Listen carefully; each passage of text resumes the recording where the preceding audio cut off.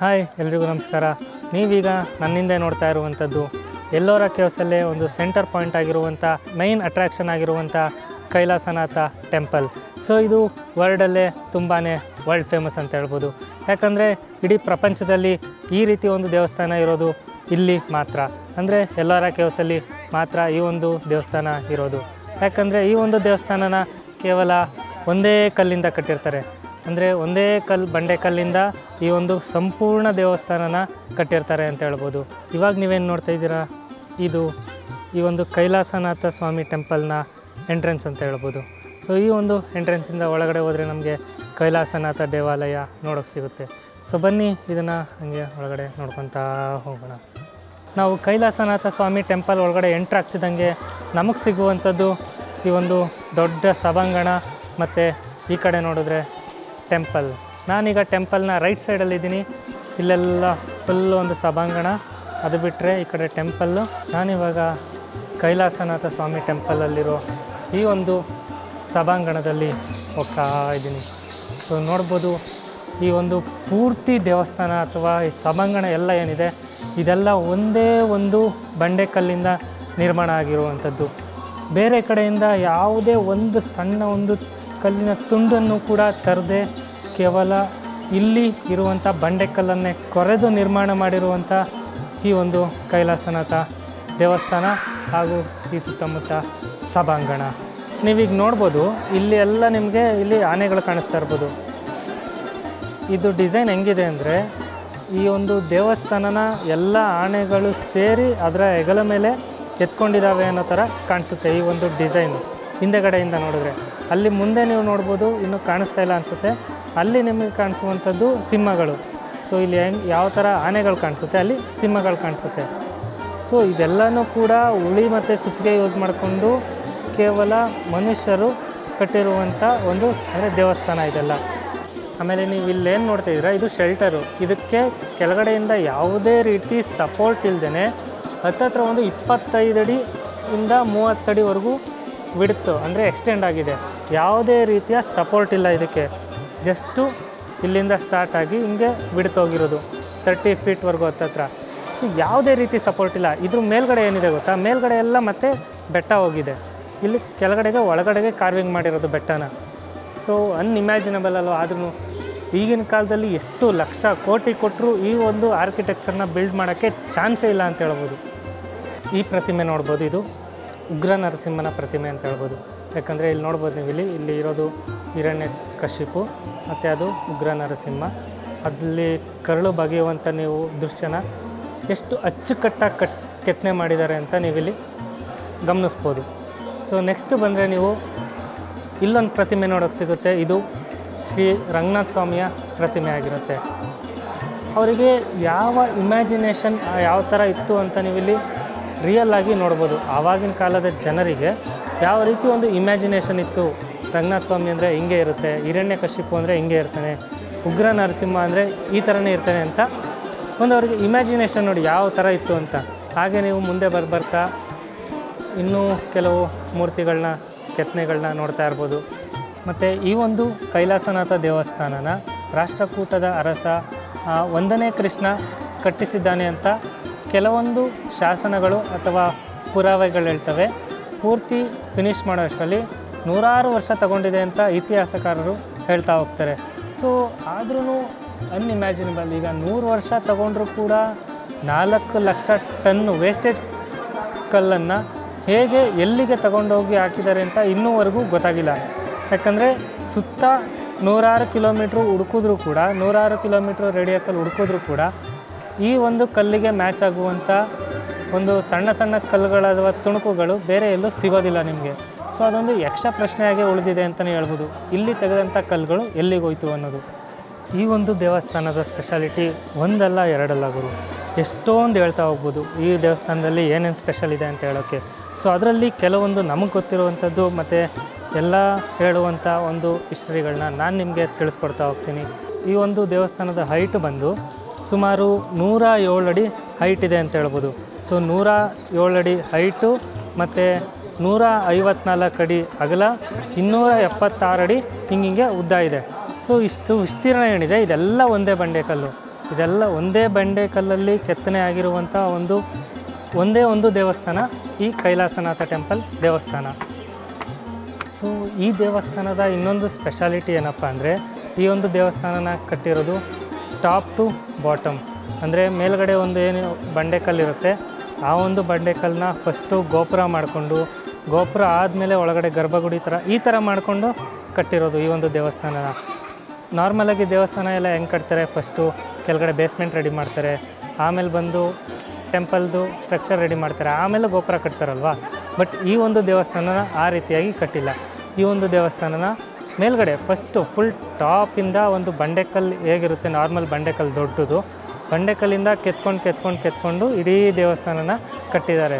ನಿಮಗೆ ವಿಡಿಯೋದಲ್ಲಿ ನೋಡೋಕ್ಕಿದು ತುಂಬ ಸಣ್ಣದಾಗಿ ಕಾಣಿಸ್ತಾ ಇರ್ಬೋದು, ಆದರೆ ಇಲ್ಲಿ ಬಂದು ನೋಡಿದಾಗಲೇ ಗೊತ್ತಾಗುತ್ತೆ ಈ ಒಂದು ದೇವಸ್ಥಾನದ ಆವರಣ ಎಷ್ಟು ದೊಡ್ಡದಾಗಿದೆ ಅಂತ. ಆಗಿನ ಕಾಲದಲ್ಲಿ ಕೇವಲ ಸುತ್ತಿಗೆ ಮತ್ತು ಹುಳಿಯಿಂದ ಯೂಸ್ ಮಾಡಿಕೊಂಡು ಕೆತ್ತಿದ್ದಾರೆ ಅಂದರೆ ನಂಬ್ತೀರಾ ನೀವು? ಯಾಕಂದರೆ ಈ ಒಂದು ದೇವಸ್ಥಾನ ಎಲ್ಲಾದರೂ ಒಂಚೂರು ತಪ್ಪಾಯಿತು ಅಂದರೆ ಈ ಒಂದು ದೇವಸ್ಥಾನ ಇನ್ಕಂಪ್ಲೀಟ್ ಆಗಿರ್ತಿತ್ತು. ಮತ್ತು ಇದು ಏಕಶಿಲಾ ದೇವಸ್ಥಾನ ಆಗಿರೋದ್ರಿಂದ ಈ ಒಂದು ದೇವಸ್ಥಾನಕ್ಕೆ ಬೇರೆ ಕಡೆ ಎಲ್ಲಿಂದನೂ ಕೂಡ ಕಲ್ಲಾಗಲಿ, ಮಣ್ಣಾಗಲಿ, ಸಿಮೆಂಟ್ ಆಗಲಿ, ಕಬ್ಬನಾಗಲಿ ತಂದು ಕಟ್ಟಿರಲ್ಲ. ಕೇವಲ ಇಲ್ಲಿರುವಂಥ ಒಂದು ಬಂಡೆಕಲ್ಲನ್ನೇ ಕೊರೆದು ಕಟ್ಟಿರ್ತಾರೆ. ಸೊ ಅದಕ್ಕಾಗಿ ಎಷ್ಟು ಪರ್ಫೆಕ್ಟಾಗಿ, ಎಷ್ಟು ಕಾನ್ಸಂಟ್ರೇಟಿಕ್ಕಾಗಿ ಈ ಒಂದು ದೇವಸ್ಥಾನನ ಕಟ್ಟಬೇಕಿತ್ತು ಅಂದರೆ ಒಂದೇ ಒಂದು ಸಣ್ಣ ತಪ್ಪು ಅಥವಾ ಮಿಸ್ಟೇಕ್ನೂ ಕೂಡ ಮಾಡೋ ಹಾಗಿರಲಿಲ್ಲ. ಸೊ ನೀವಾಗ ಇಮ್ಯಾಜಿನ್ ಮಾಡ್ಬೋದು ನಮ್ಮ ಇಂಡಿಯನ್ಸು ಎಷ್ಟು ಆ್ಯಕ್ಯುರೇಟಾಗಿ ಮಾಡಿದ್ದಾರೆ ಅಂತ. ಈ ಒಂದು ಬಂಡೆಕಲ್ಲು ಕೂಡ ಅಷ್ಟೊಂದು ಏನು ತೆಳುವಾಗಿರಲಿಲ್ಲ. ಅಂದರೆ ಕೆತ್ತನೆ ಮಾಡೋದಕ್ಕೆ ತುಂಬಾ ಕಷ್ಟ ಆಗ್ತಿತ್ತು. ಏನಕ್ಕಂದರೆ ಇಲ್ಲಿರುವಂಥದ್ದು ಬೆಸಾಲ್ಟ್ ರಾಕ್ ಅಂದರೆ ಈಗ ಏನು ಲಾವಾರಸ ಚಿಮ್ಮಿ ಅದು ತಣ್ಣಗಾದ್ಮೇಲೆ ಒಂದು ಬರುತ್ತೆ, ಅದನ್ನೇ ಬೆಸಾಲ್ಟ್ ರಾಕ್ ಅಂತ ಕರೀತಾರೆ. ಸೊ ಆ ಒಂದು ರಾಕು ಎಷ್ಟು ಗಟ್ಟಿ ಇರುತ್ತಂದರೆ, ನಾವೀಗೇನು ಮಾರ್ಬಲ್ಸ್ ಮತ್ತು ಗ್ರಾನೈಟ್ಸ್ಗಳು ಯೂಸ್ ಮಾಡ್ತೀವಿ, ಆ ಒಂದು ಗ್ರಾನೈಟ್ಸ್ ಮತ್ತು ಮಾರ್ಬಲ್ಸ್ಗಿಂತ 5-6 ಪಟ್ಟು ಇನ್ನೂ ಹೆಚ್ಚು ಗಟ್ಟಿಯಾಗಿರುತ್ತೆ. ಸೊ ಇವಾಗ ನಾವು ಗ್ರಾನೈಟ್ನ ಕಟ್ ಮಾಡೋಕ್ಕೇ ವಾಟರ್ ಪ್ರೆಷರ್ ಕಟ್ಟಿಂಗು ಮತ್ತು ಡೈಮಂಡ್ ಕಟ್ ಬ್ಲೇಡ್ಗಳನ್ನೆಲ್ಲ ಯೂಸ್ ಮಾಡ್ತೀವಿ. ಬಟ್ ಆವಾಗಿನ ಕಾಲದಲ್ಲಿ ಆ ಗ್ರಾನೈಟ್ಗಿಂತ ಗಟ್ಟಿ ಇರುವಂಥ ಈ ಒಂದು ಬಂಡೆನ ಬರೀ ಜಸ್ಟು ಹುಳಿ ಮತ್ತು ಸುತ್ತಿಗೆನ ಯೂಸ್ ಮಾಡಿಕೊಂಡು ಕೆತ್ತಿದ್ದಾರೆ ಅಂದರೆ ಇಮ್ಯಾಜಿನ್ ಎಷ್ಟು ವರ್ಷ ತಗೊಂಡಿರಬೇಡ ಮತ್ತು ಎಷ್ಟು ಸಾವಿರ ಜನ ಈ ಒಂದು ದೇವಸ್ಥಾನ ಕಟ್ಟೋಕ್ಕೆ ಶ್ರಮ ಪಟ್ಟಿದ್ದಾರೆ ಅಂತ ಇಮ್ಯಾಜಿನ್ ಮಾಡ್ಕೊಳ್ಳಿ. ಸೊ ನೀವು ಹಿಂದೆ ಕಾಣುವಂಥ ಒಂದು ಸ್ತಂಭನ ಆಲ್ಮೋಸ್ಟ್ ಎಲ್ಲರೂ ಕೂಡ ನೋಡಿರ್ತೀರ. ಹೇಗೆ ಅಂತ ಕೇಳಿದ್ರೆ, ನಮ್ಮ ಏನು ಈಗ ಹೊಸ 20 ರೂಪಾಯಿ ನೋಟ್ ಇದೆ, ಆ ಒಂದು ನೋಟಲ್ಲಿ ಇರುವಂಥದ್ದು ಇದೇ ಒಂದು ವಿಜಯ ಸ್ತಂಭ. ನೋಡಿದ್ರಲ್ಲ, ಇದೇ ಕೈಲಾಸನಾಥ ಟೆಂಪಲ್. ಎಲ್ಲೋರ ಕೇವ್ಸಲ್ಲಿರುವಂಥ main center of attraction Kailasanatha temple. ಈ ಒಂದು ಕೈಲಾಸನಾಥ ಟೆಂಪಲ್ನ ಏನಕ್ಕೆ ಮೇಲ್ಗಡೆಯಿಂದ ಟಾಪ್ ಟು ಬಾಟಮ್ ಕೆತ್ತನೆ ಮಾಡಿದ್ದಾರೆ ಅಂತ ಯಾವುದೇ ರೀತಿಯ ಒಂದು ಲಿಖಿತ ಆಧಾರಗಳಿಲ್ಲ. ಜಸ್ಟ್ ಒಂದು ಅಸಂಪ್ಷನ್ ಏನಪ್ಪ ಅಂದರೆ, ಒಂದು ಕತೆ ಏನಪ್ಪ ಅಂದರೆ, ಒಬ್ಬ ರಾಜ ಇರ್ತಾನೆ, ಆ ರಾಜ ತುಂಬ ಹುಷಾರು ತಪ್ತಾನೆ. ಸೊ ತುಂಬ ಯಾವ ಮಟ್ಟಿಗೆ ಅಂದರೆ, ಇನ್ನೇನೋ ಸತ್ತೇ ಹೋಗ್ಬಿಡ್ತಾನೆ ಅನ್ನೋಷ್ಟು ಹುಷಾರು ತಪ್ತಾನೆ. ಆ ರಾಜನ ಹೆಂಡತಿ ರಾಣಿ ಇರ್ತಾಳಲ್ಲ, ಅವಳು ಶಿವನ ಹತ್ರ ಮೊರೆ ಹೋಗ್ತಾಳೆ. ಏನಂತ, ನನ್ನ ಗಂಡನಿಗೇನಾದರೂ ಬೇಗ ಹುಷಾರಾದರೆ ನಾನು ನಿನ್ನ ದೇವಸ್ಥಾನನ ಇದುವರೆಗೂ ಯಾರೂ ಕಟ್ಟಿರಬಾರ್ದು ಆ ರೀತಿ ಕಟ್ಟಿಸ್ತೀನಿ, ಮತ್ತು ನನ್ನ ಗಂಡ ಏನಾದರೂ ಬೇಗ ಹುಷಾರಾದ ದಿನದಿಂದ ನಾನು ಈ ದೇವಸ್ಥಾನದ ಗೋಪುರನ ನೋಡೋವರೆಗೂ ಯಾವುದೇ ರೀತಿಯ ಊಟ ಉಪಚಾರನ ನಾನು ಮಾಡೋದಿಲ್ಲ ಅಂತ ಹರಕೆ ಹೊತ್ತಿರ್ತಾಳೆ. ಸೊ ಅದ್ರ ಮರಣೆಗೆ ರಾಜ ಏನಿರ್ತಾನೆ, ಅವನು ಹುಷಾರಾಗ್ತಾನೆ.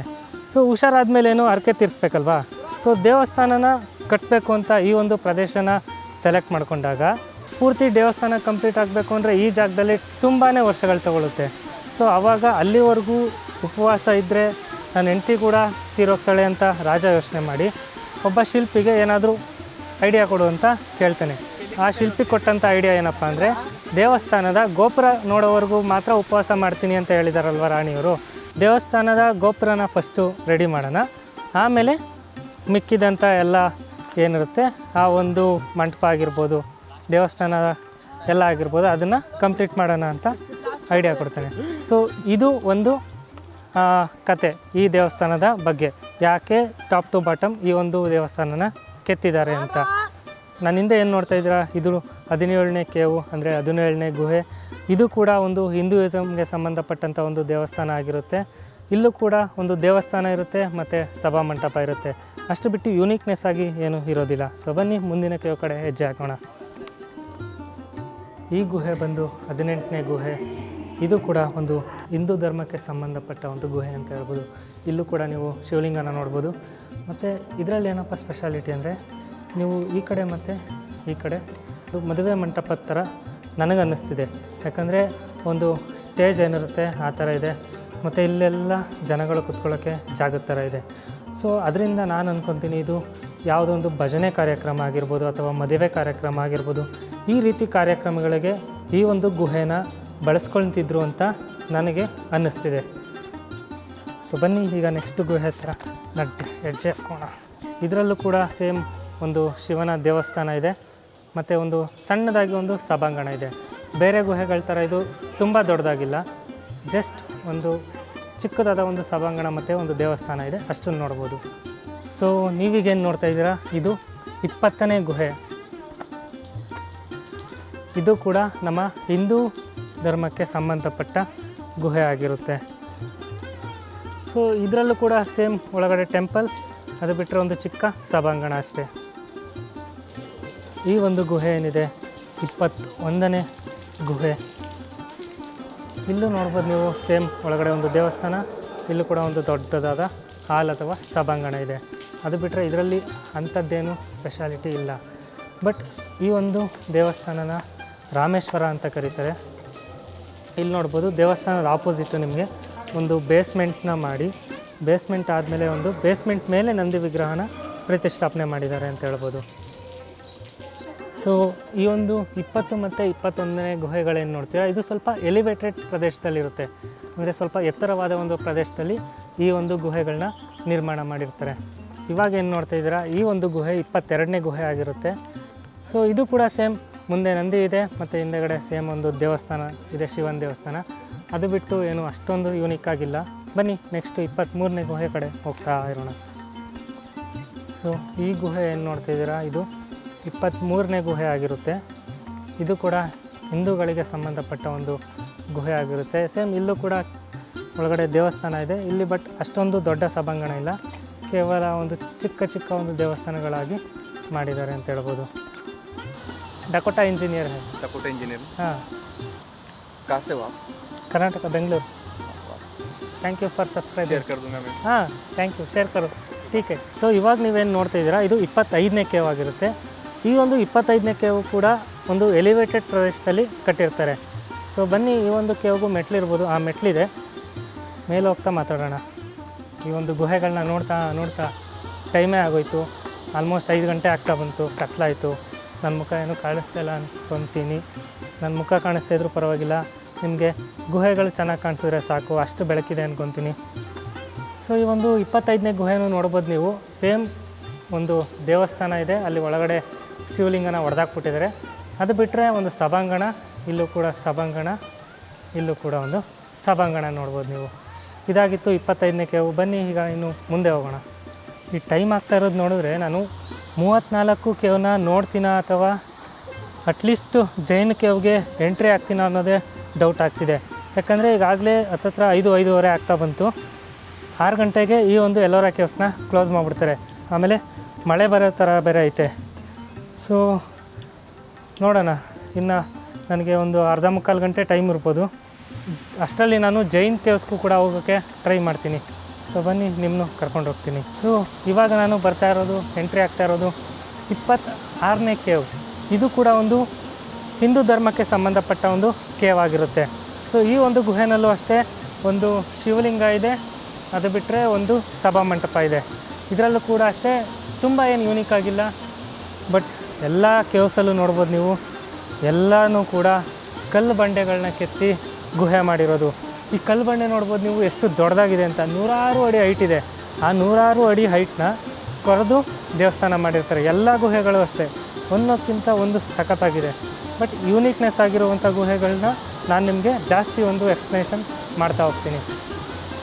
ಸೊ ನಾವಿವಾಗ ಬಂದಿರೋದು 27ನೇ ಗುಹೆ ನೋಡ್ಬೋದು. ಇದೇ 27ನೇ ಗುಹೆ. ಸೊ ಇಲ್ಲೂ ಅಷ್ಟೇ ನೀವು ಸೇಮ್ ಅದನ್ನೇ ಎಕ್ಸ್ಪೆಕ್ಟ್ ಮಾಡ್ಬೋದು. ಹಿಂದೂ ಧರ್ಮದ ಗುಹೆ ಆಗಿರೋದ್ರಿಂದ ಒಂದು ಶಿವನ ದೇವಸ್ಥಾನ ನೋಡ್ಬೋದು, ಒಳಗಡೆ ಒಂದು ಸಭಾ ಮಂಟಪನ ನೋಡ್ಬೋದು. ಸೊ ಇವಾಗ ಮಳೆ ಬರ್ತಿದ್ರು ಕೂಡ ಛತ್ರಿ ಹಿಡ್ಕೊಂಡು ಹೋಗ್ತಾ ಇದ್ದೀನಿ. ಹಿಂಗಾದರೂ ಮಾಡಿ ಜೈನ್ ಕೇವ್ಗಳನ್ನು ಕೂಡ ಕವರ್ ಮಾಡೋಣ ಅಂತ. ಸೊ ಕ್ಯಾಮ್ರಾ ಎಲ್ಲ ಒಳಗಡೆ ಇಟ್ಟು ಛತ್ರಿ ಹಿಡ್ಕೊಂಡು ಮೊಬೈಲಲ್ಲಿ ಶೂಟಿಂಗ್ ಮಾಡ್ತಾ ಹೋಗ್ತಾ ಇದ್ದೀನಿ. ನೋಡೋಣ, ಅದೇನೋ 2 ಕಿಲೋಮೀಟ್ರ್ ಇದೆ ಅಂತ ಇಲ್ಲಿಂದ. ಎಷ್ಟೊತ್ತಾಗೋದು ಗೊತ್ತಿಲ್ಲ ತಲುಪೋಕ್ಕೆ. Let's see what happens. ಹಿಂಗೆ ಹೋದರೆ 29ನೇ ಗುಹೆಯಿಂದ 34ನೇ ಗುಹೆವರೆಗೂ ಹೋಗ್ಬೋದು. ಅಂದರೆ ಜೈನರ ಒಂದು ಗುಹೆಗಳಿಗೆ ಈ ರೋಡ್ನಲ್ಲಿ ಹೋಗಬೇಕು. ಬಂದ್ಬಿಟ್ಟಿದ್ದೀವಿ. ಮತ್ತೆ ಇನ್ನು ಯಾವಾಗ ಬರ್ತೀನೋ ನನಗಂತೂ ಗೊತ್ತಿಲ್ಲ. ಬಂದಿರುವಾಗ ಮಿಸ್ ಮಾಡದೆ ಎಲ್ಲನೂ ನೋಡ್ಕೊಂಡು ಹೊರಟೋಗೋಣ. ಸೊ ಈ ಥರ ಗಾಡಿಗಳೆಲ್ಲ ಹೋಗ್ತಿದ್ದಾವಲ್ಲ, ಇವು ಸ್ವಲ್ಪ ದುಡ್ಡು ಕೊಟ್ಟರೆ ಅಲ್ಲಿ ಗಂಟೆ ಕರ್ಕೊಯ್ತವೆ ಜೈನ್ ಕೇವ್ಸ್ ಹತ್ರಕ್ಕೆ.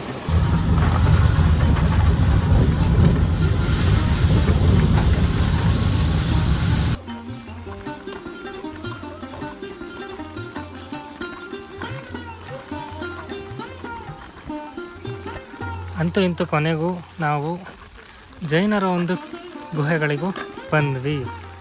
ಸೊ ಇದು ಕೊನೆಯ ಕೇವ್ ಆಗಿರುತ್ತೆ, 34ನೇ ಕೇವು. ಸೊ ಈ 34ನೇ ಕೇವ್ ಏನಿದೆ ಇದು ಜೈನರಿಗೆ ಸಂಬಂಧಪಟ್ಟ ಒಂದು ಗುಹೆಗಳಾಗಿರುತ್ತೆ. ಒಳಗಡೆ ಸದ್ಯಕ್ಕೆ ಏನೂ ಇಲ್ಲ. ಇವಾಗ ಏನು ನೋಡ್ತಾ ಇದ್ದೀರಾ, ಇದು 33ನೇ ಕೇವ್ ಆಗಿರುತ್ತೆ. ಇದು ಕೂಡ ಒಂದು ಜೈನರಿಗೆ ಸಂಬಂಧಪಟ್ಟ ಒಂದು ಗುಹೆ ಆಗಿರುತ್ತೆ. ಸೊ ಇದನ್ನು ಜಗನ್ನಾಥ ಸಭಾ ಅಥವಾ ಕೋರ್ಟ್ ಆಫ್ ಜಗನ್ನಾಥ ಅಂತ ಕರೀತಾರೆ ಈ ಒಂದು ಗುಹೆನ. ಓಕೆ ಬನ್ನಿ ಈಗ ನೆಕ್ಸ್ಟ್ ಕೇವ್ ಕಡೆಗೆ ಪ್ರಯಾಣ ಬೆಳೆಸೋಣ. ಮಳೆ ಇವಾಗ ನಿಂತೋಯ್ತು. ಸೊ ಈ ಕೇವ್ ಏನಿದೆ ಇದು 32ನೇ ಗುಹೆ ಆಗಿರುತ್ತೆ. ಇದು ಕೂಡ ಒಂದು ಜೈನರಿಗೆ ಸಂಬಂಧಪಟ್ಟ ಒಂದು ಗುಹೆ. ಇದರಲ್ಲಿ ಒಳಗಡೆ ನೋಡ್ಬೋದು ಒಂದು ಜೈನ್ ಟೆಂಪಲ್ನ ರೀತಿ ಇದೆ. ಇಲ್ಲಿ ನೋಡ್ಬೋದು, ಇಲ್ಲಿ ಒಂದು ಬೃಹದಾಕಾರವಾದ ಒಂದು ಆನೆ ಕಾಣಕ್ಕೆ ಸಿಗುತ್ತೆ. ಇಲ್ಲೊಂದು ಗರುಡ ಸ್ತಂಭ ಅಥವಾ ಧ್ವಜಸ್ತಂಭ ಏನಂತೀವಿ, ಆ ಥರ ಒಂದು ಸ್ತಂಭ ಇದೆ. 32ನೇ ಕೇವಿನ ಸ್ಪೆಷಾಲಿಟಿ ಏನಪ್ಪ ಅಂದರೆ, ಈ ಒಂದು ಜೈನ್ ಟೆಂಪಲಲ್ಲಿ 4 ಕಡೆಯಿಂದ ನಾವು ಆ ಒಂದು ಜೈನ್ ಮೂರ್ತಿ ಏನಿದೆ ಅದನ್ನು ನಾವು ನೋಡ್ಬೋದು. ಸೊ ಕಾಣಿಸ್ತಾ ಇದೆಯಾ ಇಲ್ವಾ ಅಂತ ಗೊತ್ತಿಲ್ಲ. ನೋಡಿ, ಈ ಕಡೆಯಿಂದನೂ ನಾವು ದರ್ಶನ ಮಾಡ್ಕೊಬೋದು. ಅದು ಬಿಟ್ಟರೆ ನಾವು ಹಿಂಭಾಗದಿಂದ ಬೇಕಾದರೂ ದರ್ಶನ ಮಾಡ್ಬೋದು. ಇದು ಒಳಗಡೆ ಒಂದು ಸಭಾ ಮಂಟಪ ಅಥವಾ ಹಾಲ್ ಥರ ಇದೆ. ಹಾಗೆ ಬಂದರೆ ಈ ಕಡೆಯಿಂದನೂ ಕೂಡ ಮೂರ್ತಿನ ದರ್ಶನ ಮಾಡ್ಕೊಬೋದು. ಸೊ ಈ ಒಂದು 32ನೇ ಗುಹೆಯ ಒಂದು ವಿಶಿಷ್ಟ ಅಂತಲೇ ಹೇಳಬಹುದು. 4 ಕಡೆಯಿಂದ ನೀವು ದೇವರ ದರ್ಶನ ಅಥವಾ ಜೈನ ಒಂದು ಮೂರ್ತಿಯ ದರ್ಶನ ಪಡ್ಕೊಬೋದು. ಸೊ ಬನ್ನಿ ಇವಾಗ ನೆಕ್ಸ್ಟ್ ಮುಂದಿನ ಕೇವ್ಗೆ ಹೋಗೋಣ. ಸೊ ನೋಡಿ, ಇದು 32ನೇ ಕೇವು. ಹಿಂಗೆ ಬರ್ತಿದ್ರೆ ಅಲ್ಲಿರೋದು 33 ಮತ್ತು 34 ಅಂದರೆ ಕೊನೆಯ ಕೇವ್ಗಳು. ಈ ಕೇವ್ಗಳು ಸಂಬಂಧಪಟ್ಟಿರೋದು ಜೈನ ಧರ್ಮದವರಿಗೆ. ಸೊ ಬನ್ನಿ ಇವಾಗ ಕೇವ್ ನಂಬರ್ 30 ಮತ್ತು 30A ನೋಡೋಕೆ ಹೋಗೋಣ. 32 ಆಯಿತು, 31 ನೀವು ನೋಡ್ಬೋದು. ಅದು ಕೇವ್ ನಂಬರ್ 32 ಆದರೆ ಈ ಕಡೆ ರೈಟ್ ಸೈಡಲ್ಲಿರುವಂಥದ್ದು ಕೇವ್ ನಂಬರ್ 31 ಆಗಿರುತ್ತೆ. 31ನೇ ಗುಹೆ ಅಷ್ಟೊಂದು ಏನು ದೊಡ್ಡದಾಗಿಲ್ಲ. ಸೊ ತುಂಬಾ ಚಿಕ್ಕದಾಗಿರುವಂಥ ಒಂದು ಗುಡಿ ಥರ ಇದೆ ಈ ಒಂದು ಕೇವು. ಒಳಗಡೆ ಒಂದು ಜೈನ ಧರ್ಮದ ಮೂರ್ತಿ ಇಟ್ಟಿದ್ದಾರೆ. ಇದಿಷ್ಟು ಬಿಟ್ಟರೆ ಈ ಒಂದು ಕೇವಲ್ಲಿ ಇನ್ನೇನು ಸಿಗೋದಿಲ್ಲ. ಸೊ ಬನ್ನಿ ಇವಾಗ 30ನೇ ಕೇವ್ ಕಡೆ ಹೆಜ್ಜೆ ಹಾಕೋಣ. ಫುಲ್ ಮಳೆ ಬಂದು ಎಲ್ಲ ಗ್ರೀನ್ ಆಗಿಬಿಟ್ಟಿದ್ದಾವೆ. ಗ್ರೀನರಿ. ಮಳೆ ನಿಂತಿಲ್ಲ ಗೈಸ್. 30ನೇ ಕೇವ್ಗೆ ಹೋಗ್ಬೇಕು ಅಂದರೆ ಈ ಥರ ಮೆಟ್ಲು ಹತ್ಕೊಂಡು ಹೋಗ್ಬೇಕು ನಾವು.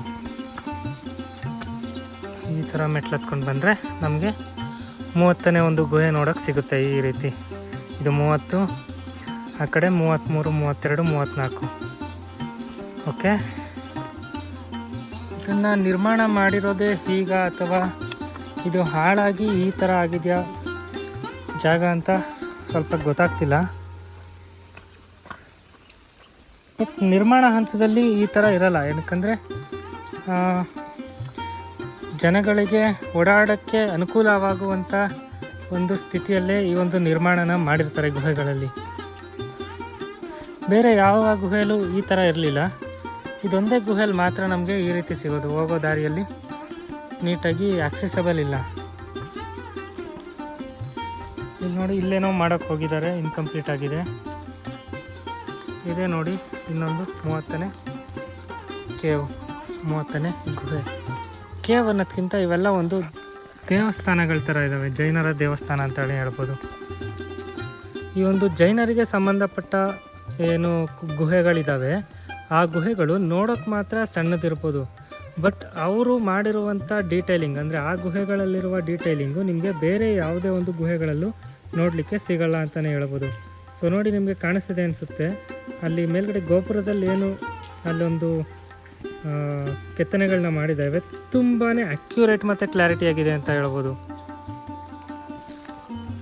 ಸೊ ನೋಡಿ ನನ್ನ ಪರಿಸ್ಥಿತಿ ಎಲ್ಲರ ಕೇವ್ಸ್ನ ಮುಗಿಸೋಷ್ಟರಲ್ಲಿ ಯಾವ ರೀತಿ ಆಗಿದೆ ಅಂತ.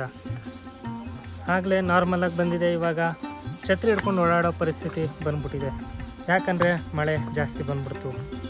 ಮಳೆ ಜಾಸ್ತಿ ಬಂದು ನಾನು ಈ ಕೇವ್ಸ್ಗಳನ್ನ ನೋಡ್ತೀನೋ ಇಲ್ವೋ ಅನಿಸ್ಬಿಟ್ಟಿತ್ತು. ಅಷ್ಟರಲ್ಲಿ ಮಳೆ ಸ್ವಲ್ಪ ಕಮ್ಮಿ ಆಯಿತು. ಸೊ ಛತ್ರಿ ಹಿಡ್ಕೊಂಡೇ ಹೋಗೋಣ ಅಂದ್ಬಿಟ್ಟು ನಾನು ಬಂದೆ. ಆಮೇಲೆ ಅದೇ ಬರಬೇಕಾದ್ರೆ ಒಂದು ದಾರಿಯಲ್ಲಿ ಅದೇ ಮಿನಿ ಟಾಟಾ AC, ಅಂದರೆ ಎಲೆಕ್ಟ್ರಿಕ್ ವೆಹಿಕಲ್ಗಳು ಓಡಾಡ್ತಿರ್ತವೆ, 40 ರೂಪಾಯಿ per seat up and down ಅಂತ ಹೇಳಿದ್ರು. ಅದು ಕೂತ್ಕೊಂಡೆ, ಅವರು ಕರ್ಕೊಂಡು ಬಂದು ನನ್ನ ಅಲ್ಲಿ ಕಾಣಿಸ್ತಾ ಇದೆಯಲ್ಲ ಆ ಜಾಗಕ್ಕೆ ಬಿಟ್ಟರು.